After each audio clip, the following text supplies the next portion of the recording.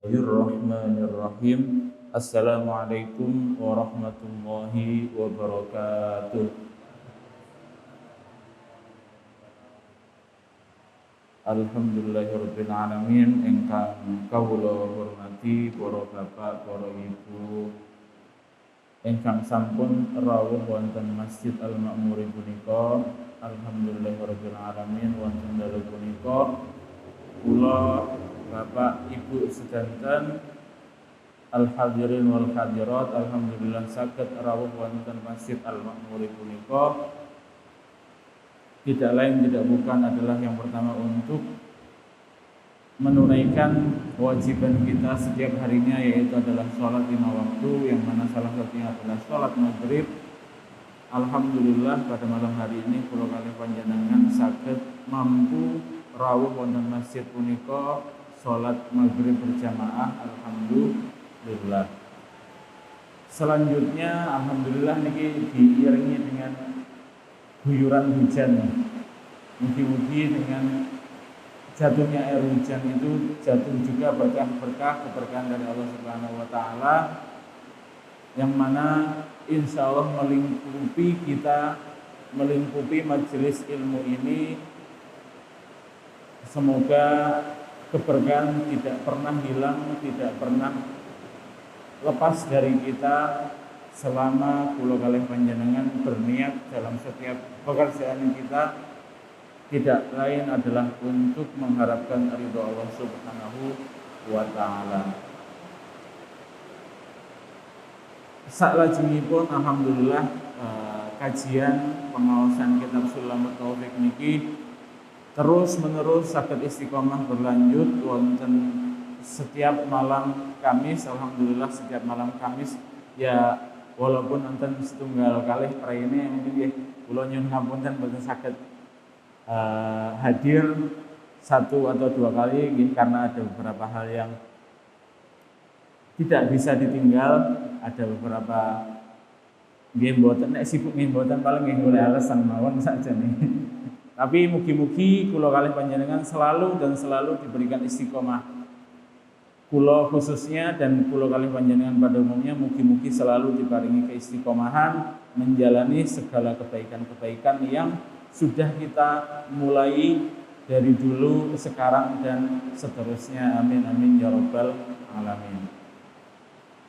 Pada pertemuan sebelumnya di 2 minggu yang lalu, alhamdulillah kita sudah membahas sedikit demi sedikit yang hal-hal yang berkaitan dengan zakat. Ada beberapa hal yang wajib untuk kita zakati, yaitu zakat pertanian, zakat perdagangan, zakat emas dan perak, kemudian zakat peternakan, dan kemudian zakat buah-buahan atau simar. Nah, dari 5 kemarin itu sudah kita kuliti satu persatu, walaupun enggak habis kita kuliti karena detail-detail atau hal-hal yang hal-hal yang detail itu tidak ditulis wonten kitab Sulamut Taufik. Alhamdulillah kemarin melipir sekedhik membahas tentang nisab, haul dan sebagainya. Alhamdulillah sudah kita bacakan, tetapi buatan saking kitab Sulamut Taufik, akan tetapi dari kitab Takrib Matnul Ghayati wa Takrib, kitab fikih lainnya yang juga digunakan dalam mazhab Syafi'i. Alhamdulillah pada minggu yang kemarin kita sudah akan masuk ke zakatul fitri atau zakat fitri. Zakat fitri adalah zakat yang kita lakukan pada setiap bulan Ramadannya. Dan zakat itu kemarin definisi atau pengertiannya adalah ukuran tertentu dari harta kita yang diberikan kepada golongan tertentu pula, dan dengan ukuran yang ditentukan pula. Zakat fitri pun seperti itu. Tetapi saderenge mlebet zakat fitri niku ada Mbah Mu'alif atau Mbah Musannif pengarang niki menyinggung sedikit tentang zakat rikaz atau zakat barang temuan. eh, wonten kitab ingkang warna ijo niku wonten halaman 100 150 156. Niki monggo kula kalih panjenengan sami-sami maos. A'udzubillahi minasyaitonirrajim. Bismillahirrahmanirrahim. Qala al-musannifu rahimahullahu ta'ala wa nafa'ana bi 'ulumihi wa bi 'ulumi masyayikhina fid dharaini amin.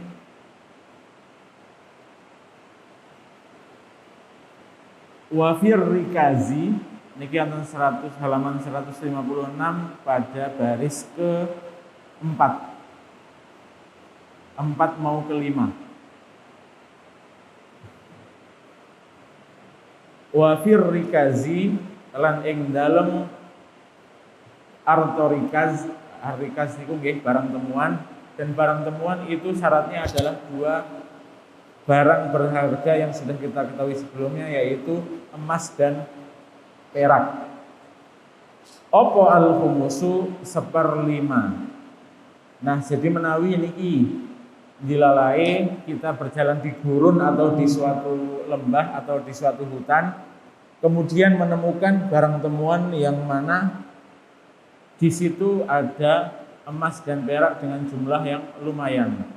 Kemudian wajib bagi kita untuk mengeluarkan zakat dari barang temuan tersebut adalah 1/5 dari barang tersebut. Okay. Dan itu tidak disyaratkan untuk 1 tahun dulu. Jadi dikeluarkannya seketika setelah menemukan barang temuan tersebut. Wa amma zakatut tijarati lan anapun utawi zakate arto dagangan fanisobuha mongko iku utawi nisobe zakatut tijarah iku nisobu mausturiyat bihi nisobe barang kang tuku sira bihi kelawan ma. Terus ini untuk zakatut tijarah utawi zakat perdagangan. Nisab tasih kemutan nggih Bapak Ibu. Nisab niku napa? Nisab adalah batas minimal dikeluarkannya zakat. Jadi zakat perdagangan itu nisabnya adalah dengan kadar atau ukuran harta ketika dia membeli atau modal pertama kali. Itulah nisab untuk mengeluarkan zakatut tijarah atau zakat perdagangan. Jadi ketika selama 1 tahun itu umpamanya modalnya itu 80 atau 10 juta. Okay. Selama kemudian 10 juta, kemudian dibelikan barang, kemudian dia untung. Setelah untung itu ternyata ada harta yang mandek mboten diputar lagi, dan itu selama 1 tahun, dan sebanyak modal yang dia keluarkan ketika membeli itu adalah dia wajib untuk mengeluarkan zakatut tijarah. Minan naqdaini kalau bayane napa wilangan atau dua mata uang yang mana itu adalah dirham dan dinar. Wala yu'tabaru lan ora diwilang-wilang apa nisab illa akhirul hauli angin ing dalam akhir tahun. Jadi niki juga diwajibkan untuk berjalan selama satu tahun. Dan selama 1 tahun niku hartanya niku wajib mandek nggih. Jadi kalau umpamanya dalam 1 tahun ternyata sebelum 1 tahun itu uangnya diputar kemudian berkurang lagi, jadi mboten wajib untuk mengeluarkan zakat perdagangan niku. Wa yajibu lan wajib fiha ing dalam tijarah apa rubu'u usril qimah. Nah niki kadar dikeluarkannya zakat itu seberapa? seperapate 10 alkimah rego. Jadi seperapate 10. Seperempatnya 10, yaitu adalah seperempatnya 1/10. Jadi 1/10 kemudian dibagi 4. Jadi nggih 2,5. 2,5%. Kan 100%, kemudian 1/10-nya adalah 10%. 10% dibagi jadi 4 adalah 2,5% dari harta yang dia gunakan untuk membeli pada waktu pertama kali. Wa malul khalitaini lan utawi arta gabungan wong loro, awil khulatai utawa gabungan wong akeh. Nah, ini berlaku untuk syarikah, koperasi atau perusahaan yang mana pelakunya tidak hanya satu orang. Itu juga berlaku ketika orang niki bersyarikah atau bekerjasama dalam perdagangan dan ternyata syarat-syarat untuk mengeluarkan zakat itu terpenuhi dalam koperasi atau perusahaan tersebut, ini nggih wajib untuk mengeluarkan zakat. Hukumnya seperti satu orang.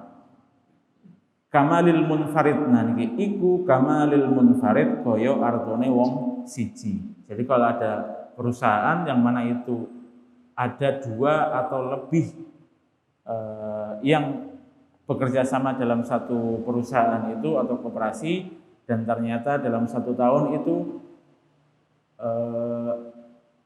syarat-syarat untuk mengeluarkan zakat perdagangan sudah terpenuhi, itu wajib bagi perusahaan tersebut atau perkumpulan dari orang-orang tersebut yang mana bekerja sama dalam transaksi perdagangan itu adalah untuk mengeluarkan zakat. Fin nisabi ing dalam nisabi wal mukhraji lan oleh di tokke idza kamulat nalikane sempurna apa syurutul khilqah syarate gabungan. Nggih, syaratnya gabungan nggih, enggak boleh satu orang dan sebagainya. Wa zakatul fitri utawi zakat fitri. Nah, saat ini kita sudah mulai masuk ke zakat fitri. Jadi kemarin kita sudah belajar pada satu pertemuan kemarin itu adalah zakat yang berkaitan dengan harta benda. Nah, saat ini ada yang dinamakan dengan zakatul fitri yang mana kita lakukan, kita tunaikan zakat tersebut setiap tahunnya pada bulan suci Ramadan. Nah, niki mari kita sama-sama mengulang. Kalau biasanya kita praktek terus nih, sekarang kita belajar lagi apa itu teori dari zakatul fitri. Zakatul fitri niku wajib dikeluarkan ketika Lailatul Aid utawa malam hari raya Idul Fitri yang mana jatuh pada 1 Syawal. Tetapi apakah wajibnya zakatul fitri itu hanya di waktu malam Lailatul Aid atau malam hari Idul Fitri? Mboten. Jadi sudah diperbolehkan ketika kita masuk bulan Ramadan, mulai dari 1 Ramadan sampai nantinya terbenamnya matahari di akhir bulan Ramadan, kemudian sebelum sholat Id, niku adalah waktu yang mana diperbolehkan untuk menunaikan yang namanya zakat fitri. Tetapi kapan diwajibkannya? Ketika itu adalah setelah terbenamnya hari terakhir di bulan Ramadan sampai sebelum sholat Id. Nah, ketika sudah sholat Id kemudian kita baru menunaikan zakat, itu tidak dinamakan dengan zakat tetapi dinamakan dengan sedekah. Jadi zakat fitrinya tidak tertunaikan. Jadi wajibnya itu adalah sesudah terbenamnya matahari di hari terakhir bulan Ramadan sampai sebelum sholat Id. Berarti niku masuk pada tanggal 1 Syawal sampai sebelum sholat Id. Jadi kalau umpamanya pada hari terakhir Ramadan niku kok lahir seorang anak sebelum sebelum sholat Id, berarti dia menangi atau mengalami sebelum dan sesudah, berarti niku wajib untuk wajib untuk zakat fitri. Tetapi bagi orang yang meninggalnya itu sebelum hari terakhir, sebelum maghrib hari terakhir di bulan Ramadan, dia meninggalnya sebelum maghrib, niku jadinya mboten wajib untuk mengeluarkan yang namanya zakatul fitri. Zakatul fitri niku kadarnya seberapa? Kadarnya itu adalah 1 sok. Tengeriki mungkin wonten 1 sok. 1 sok itu adalah 4 mud. 1 mud wonten iki nggih. 1 mud niku perkiraan antara 700 sampai 800 gram. Berarti dikali 4 nggih niku sampai digenapke nggih jadi 2,5 kilo. Menawi teng kitab-kitab niku dipaske jadi 2,4 kilo atau 2.400 gram. Nah, monggo sami-sami kita baca lagi wonten kitab Sulamut Taufik. Wa zakatul fitri utawi zakat fitrah iku tajibu wajib opo zakatul fitri biidroki juz'in kelawan menangi sebagian min Ramadana saking wulan Ramadan, sebagian dari bulan Ramadan. Wa juz'in min Syawalin lan menangi sebagian saking wulan Syawal. Ala kulli muslimin ing ngatasé saben-saben wong muslim. Alaihi kang iku tetep ing ngatasé muslim, wa alaman alaihi nafaqatuhum. Wa alaman lan ing ngatasé wong alaihi nafaqatuhum kang iku tetep ing ngatasé muslim apa nafaqatuhum nafkahe man utawa tiyang niku wau ingkang menunaikan zakat fitrah. Jadi wajib bagi orang yang akan menunaikan zakat fitri dan juga orang yang bernaung atau penghidupannya itu bergantung pada orang tersebut. Kemudian orang tersebut juga wajib untuk membayar atau menunaikan zakat fitrah untuk mereka yang hidup dari orang tersebut. Tapi nggih wonten syarat selanjutnya, idza kanu muslimina nalikane ana sapa man muslimina muslim kabeh. Nggih niku nggih. Jadi ada 3 syarat yang harus terpenuhi ketika orang itu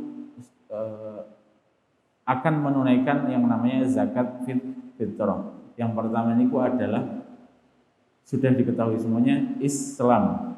Nggih, jadi kafir niku mboten wajib dan mboten angsal yang namanya membayar zakat.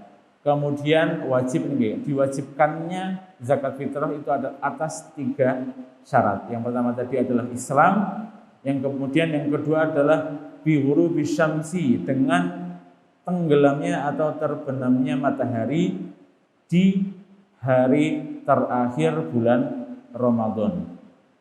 Niku yang kedua. Kemudian yang ketiga, yang terakhir adalah ketersediaan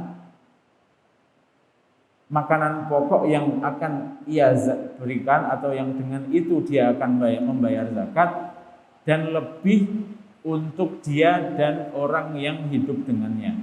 Jadi harus ada makanan pokok yang lebih yang cukup baginya ketika hari raya untuk dia dan keluarganya. Jadi ada 3 syarat tadi. Yang pertama adalah muslim, kemudian tenggelamnya atau terbenamnya matahari di hari terakhir bulan Ramadan, kemudian yang ketiga adalah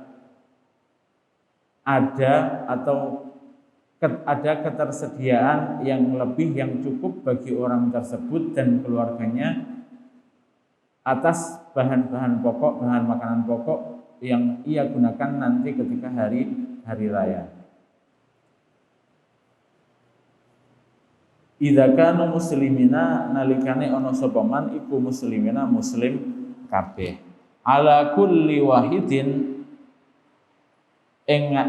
iku ala kulli wahidin tetep ing ngatasé saben-saben wong siji so'un utawi sak so niki ukurannya mengeluarkan zakat fitri min ghalibi kang tetep saking keperahi atau ghalib niku napa masyhur napa nggih lebih condongnya atau sering dikonsumsinya min ghalibi qutil baladi lan tetep saking keperahi kekuatane negara. Jadi di suatu daerah atau negeri yang mana itu barang menjadi bahan makanan pokok di negeri tersebut, itulah yang digunakan untuk membayar atau menjadi barang yang digunakan untuk membayar zakat fitrah. Jadi ini tentang ini pun kita ketahui semua, yaitu adalah beras. Kemudian di tempat lain mungkin di Indonesia Timur ada yang dinamakan dengan sagu, atau mungkin jangan kalau ada juga di tempat lain dengan kedelai, itu juga bisa digunakan dengan kedelai. Nah, ada pertanyaan dari teman-teman kulorien yang jadi bahan diskusi, bagaimana kalau umpamanya barang-barang pokok tersebut kemudian diganti dengan uang. Nah, ini ada beberapa ulama yang membolehkan, ada juga yang tidak. Nah, yang tidak ini kemudian dia mencari jalan tengah untuk keluar dari perbedaan tersebut adalah tetap bayarnya dengan utang, tetapi panitianya dari tempat dia membayarkan zakat itu membelikan beras yang mana uang yang dia berikan itu sama kadarnya, sama harganya dengan beras yang akan atau bahan makanan pokok yang nanti akan jadi alat pembayaran zakat fitrah. Idza fadulat tatkalane punjul apa kutil balad atau bahan makanan pokok jadi antainihi saking utange wong. Jadi pertama lebih dari untuk dia membayar hutang, wa kiswatihi lan sandangane wong. Jadi kalau mamanya dia tidak mempunyai pakaian ketika hari raya, bukan pakaian baru nggih, maksudnya pakaian yang sewajarnya dia gunakan, dan ternyata ketika hari itu mungkin dia kekurangan pakaian dan cukup hanya untuk membeli pakaian yang akan ia gunakan nantinya, niku nggih jadi tidak wajib untuk mengeluarkan zakat. Wa maskanihi lan panggonane wong. Nah, kalau pemain dilalai duitnya niku atau hartanya itu cukup hanya untuk membayar kontrakan ketika hari itu nggih, jadi gugur kewajiban untuk membayar zakat. Wa kuti man alaihi lan pakuatane wong kang tetep ing ngatasé man. Jadi kalau pemain nggih niku wau cukup untuk dia terlebih dahulu dan keluarganya, setelah itu baru wajib. Kemudian ada lebih dari hal-hal tersebut, baru setelah itu berlakulah hukum wajib dari membayar zakat. Na opo nafaqatuhum nafkae man yaumal aidi ing dalem dina riyaya walailatihi lan wengine dina riyaya. Wa tajibu lan wajib opo an-niyatu niat. Nah niki yang wajib di banyak ibadah itu adalah niat. Jadi nggih ketika niki biasanya menawi zakat teng Masjid Al-Ma'muri niku sampun dituntun kalih amilnya itu untuk mengucapkan niat ketika zakat fitrah. Fi jami'i anwa'i zakati ing dalam sekabehane pira-pira wernane utawa macam-macame az-zakati zakat. Jadi semua zakat itu wajib adalah untuk entah itu mengucapkan atau membatin wonten ati adalah tetap kudu niat. Ba'dal ifzazi ing dalem sakwise misahake, setelah memisahkan mana yang barangnya dia kemudian lebih itu kemudian dibayarkan untuk zakat. Wa tajibulan wajib apa sorfuha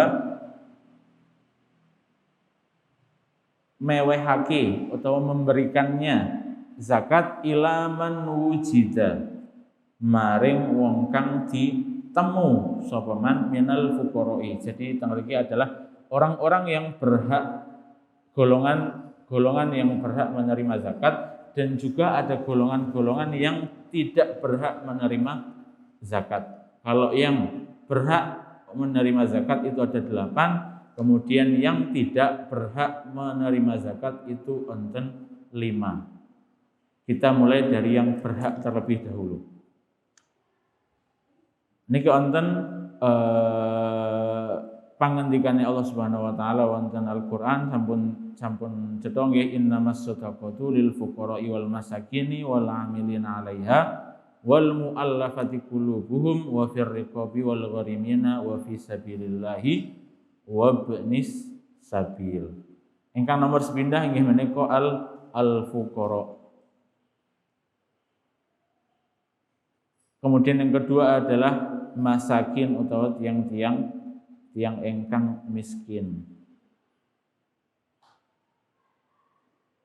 Fuqara kalih masakin niku levelnya, fuqara itu di bawahnya tiang miskin. Kalau fuqara itu memang tidak mempunyai apa-apa, sedangkan yang miskin itu adalah dia punya tetapi tidak banyak, nggih. Bahkan kurang dari apa yang dia butuhkan. Itu yang pertama, dan yang kedua al-fuqara wal masakin. Kemudian yang ketiga adalah al-amiluna 'alaiha wal 'amilina 'alaiha. Amil atau orang yang menyibukkan diri mengatur peredaran menerima zakat kemudian memberikannya kepada orang yang berhak, itu juga berhak menerima zakat. Al-amiluna 'alaiha. Jadi biasanya nek ten Basnas niku nggih disisihkan bagian khusus untuk orang-orang yang sibuk di Basnas tersebut, atau orang yang memang bekerja untuk menerima kemudian mengelola zakat tersebut dan kemudian menyerahkannya kepada orang-orang yang berhak. Yang ketiga itu adalah amil atau orang yang bekerja dalam peredaran zakat tersebut. Kemudian yang keempat adalah al-mu'allafati qulubuhum. Mu'allaf atau orang yang baru saja memeluk Islam. Hikmahnya apa? Hikmahnya adalah agar mereka tahu dalam Islam itu tali persaudaraan memang benar-benar diikat dengan erat. Yang kaya membantu yang miskin, karena di harta orang kaya tersebut terdapat hak-hak orang miskin yang harusnya dipenuhi atau ditunaikan oleh mereka-mereka yang kaya. Kemudian ar-riqabu fir-riqabi, orang-orang hamba sahaya yang mana dia harus membayar dengan sejumlah harta tertentu yang dimaksudkan untuk membebaskan orang tersebut dari perbudakan. Kemudian yang nomor 6 al-gharimuna, orang-orang yang tidak mampu membayar hutang itu juga, atau kangelan bayar utang, itu juga berhak untuk mendapatkan zakat. Ini nomor 6. Kemudian nomor 7 fi sabilillahi ta'ala, orang-orang yang sedang dalam sabilillah, di dalam jalan Allah. Niki dulu pernah ada gurauan kali rencang-rencang menawi tiyang mados ngilmu utawa mondok utawa sekolah niku termasuk fisabilillah, namun mboten keranten wonten hadis man kharaja fi talabil ilmi kana fisabilillah hatta yarji'a. Barang siapa yang keluar untuk mencari ilmu, maka dia sedang di jalan Allah. Biasanya nek tiyang golek ilmu niku wonten nggih sing sugih, wonten sing biasa mawon. Nah niku biasanya ingkang kula mireng para ulama niku ada mensyaratkan dia harus benar-benar fakir atau miskin untuk orang-orang yang sedang dalam perjalanan mencari ilmu baru. Jadi ada syarat tertentu bagi para pencari ilmu yang sedang tidak di rumah atau sedang dalam perjalanan mencari ilmu, itu kudu harus benar-benar miskin atau fakir. Fisabilillah, yang sedang dalam jalan Allah. Kemudian ibnu sabil, seorang musafir atau orang yang sedang dalam perjalanan, yang mana perjalanan itu adalah perjalanan yang diperbolehkan. Safaron al-musafiru safaron mubahan. Dia sedang dalam perjalanan yang diperbolehkan, dan dia tidak menemukan atau dia tidak mempunyai harta yang cukup untuk dia kembali ke tempatnya dia berasal. Niku adalah 8 golongan yang mana berhak untuk mendapatkan mendapatkan zakat. Yang pertama tadi adalah fakir, kemudian miskin, kemudian amil, kemudian mu'allaf, kemudian hamba sahaya atau firriqabi, kemudian al-gharimuna atau gharim atau yang sedang dalam lilitan hutang. Kemudian nomor 7 adalah fisabilillahi atau yang sedang dalam perjalanan atau dalam jalan Allah. Kemudian yang terakhir adalah ibnu sabil atau orang yang sedang dalam perjalanan yang diperbolehkan. Riyen kula mboten saged membedakan antara ibnu sabil kalih fisabilillah. Kalau fisabilillah nggih contohnya sedang berjihad perang untuk menegakkan kalimat Allah, atau itu tadi mencari ilmu tetapi ada syarat tertentu. Kalau ibnu sabil, dia memang hanya sekedar melakukan perjalanan yang mana perjalanannya ini syaratnya diperbolehkan, bukan perjalanan yang tidak diperbolehkan, yang mana dia tidak mempunyai harta yang cukup untuk nantinya kembali ke tempat dia berasal. Nah, itu tadi adalah 8 golongan yang wajib, yang berhak untuk mendapatkan zakat. Kemudian ada 5 orang atau 5 golongan yang tidak boleh mendapatkan atau tidak boleh kepadanya zakat itu diberikan. Yang pertama adalah orang kaya, kemudian yang kedua itu adalah hamba sahaya. Nah, niki kula rin bingunge hamba sahaya di sini dengan hamba sahaya yang di golongan yang diperbolehkan tadi. Kalau yang pertama tadi adalah zakat yang mana dengan zakat itu dia akan mendapatkan kebebasan dari perbudakan. Kemudian yang hamba yang di sini adalah yang mana tidak dengan tujuan tersebut, yaitu hanya membayarkan zakat, yang mana seorang hamba sahaya itu semua nafkahnya itu adalah ditanggung oleh tuannya atau majikannya.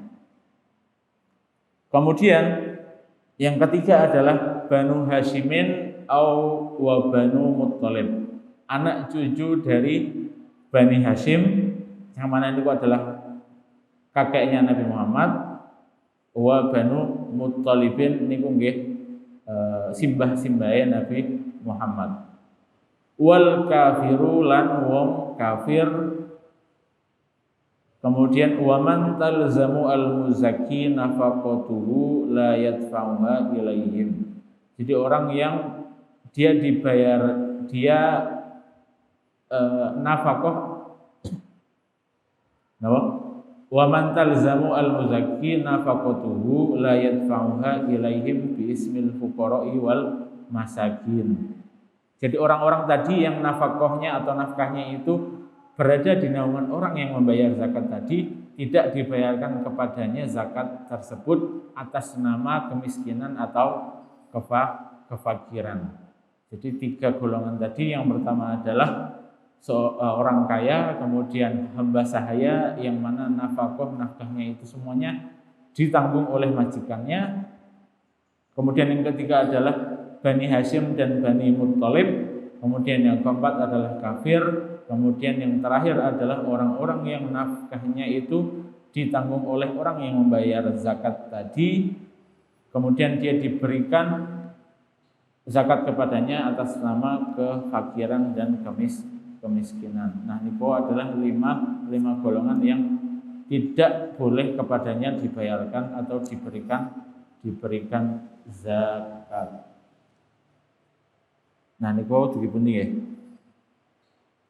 Wa yajibu lan wajib apa sarfuha mewehake zakat ila man wujida marang wong kang ditemu sapa man minal fuqara saking pira-pira wong fakir wal masakin lan pira-pira wong miskin wal amilina 'alaiha lan wong kang padha gawe kabeh ing ngatasi zakat wal muallafati qulubuhum lan wong kang di runduk apa qulubuhum pira-pira atine al muallafah wa fir riqabilan ing dalam pira-pira budak mukatab. Nah mukatab niki yang di mana dibayarkan zakat tadi dengan tujuan litahririhim untuk membebaskan dia dari orang budak tersebut dari diperbudakan. Wal gharimina lan wong kang padha duweni utang wa fi sabilillah lan ing dalam mbelani agama Allah wa benis sabil lan anake dalan. Maksudnya anake dalan nggih orang yang sedang dalam perjalanan. Wala yajuzu lan ora wenang wala yujzi'u lan ora cukup tidak wala yajuzu mboten angsal wala yujzi'u dan tidak akan mendapatkan balasan nggih. Apa sarfuha nanjaake zakat utawa memberikan zakat tersebut li ghairihim marang liyane 8 golongan yang disebutkan sebelumnya tadi. Nah, niku wau adalah bab zakat yang ditulis wonten kitab Sulamut Taufiqi. Nah, dugi mriki menawi wonten pambutan pirsa Bapak Ibu kula sun manggaaken menawi kula saged jawab mboten mangke kula tangletke ingkang langkung saged jawab. Mantat fang ilaihim az-zakatu kami man la yajuzu tafu zakah ilaihim. Jadi zakat niki monggo sami-sami. Bahkan niki riyen ketika Rasulullah Shallallahu Alaihi Wasallam wafat, niku ada semacam pemberontakan dari kaum Arab yang mana ketika Nabi wafat itu mereka kemudian meremehkan kekhalifahan Abu Bakar yang menggantikan bukan menggantikan kenabian, tetapi menggantikan segala urusan yang sebelumnya diurusi oleh Rasulullah dari soal peribadatan, kemudian juga hal-hal yang lainnya. Salah satunya adalah zakat. Banyak dari kaum muslim yang sebelumnya niku manut kalih Rasulullah sallallahu alaihi wasallam. Ketika Rasulullah sallallahu alaihi wasallam wafat, kemudian mereka membangkang tidak mau membayar zakat. Nah, seketika itulah Khalifah Abu Bakar radhiyallahu anhu memerangi orang-orang yang tidak mau membayar zakat tersebut. Menawi Bapak Ibu nate mirsani wonten film Saya Sangat asmane Umar. Niku film yang dibuat sedekat mungkin, seotentik mungkin dengan suasana yang berjalan di masa itu. Nah, ketika niku digambarkan orang-orang yang tidak mau membayar zakat itu semuanya dihukum dengan hukuman mati. Kenapa? Karena ia tidak mau meyakini, dia tidak mengimani bahwasanya zakat itu hukumnya wajib dan termasuk dari arkanul Islam atau rukun-rukun Islam yang mana salah satunya adalah zakat. Jadi niki seperti halnya salat. Salat niku orang yang mengingkari kewajiban salat niku dihukumi kafir.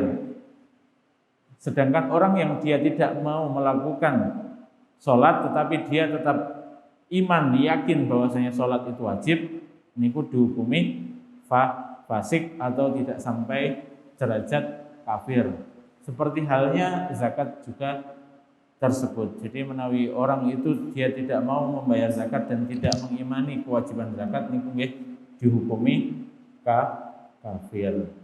Tetapi yang berhak menghukumi sanes kula kalih panjenengan, yang berhak menghukumi nggih entah teng mriki pengadilan atau para majelis-majelis hakim yang sudah mendapatkan legalitas untuk menghukumi keislaman seseorang. Tapi menurut kitab-kitab, menurut para pementikannya para ulama, itu adalah seperti itu hukum yang berlaku bagi zakat, sholat, dan sebagainya. Nah, setelahnya kita nanti akan masuk ke bab puasa atau kitabus syiyam, hal-hal yang berkaitan dengan puasa Ramadan. As-saumu. As-saum niku secara bahasa artinya adalah menahan, dari kata siam atau menahan.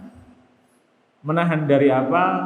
Nah, secara pengertian secara istilahnya adalah menahan segala hal yang membatalkan puasa, entah itu dari makan dan minum atau hubungan suami istri atau muntah yang disengaja, dimulai dari terbitnya matahari sampai tenggelamnya matahari.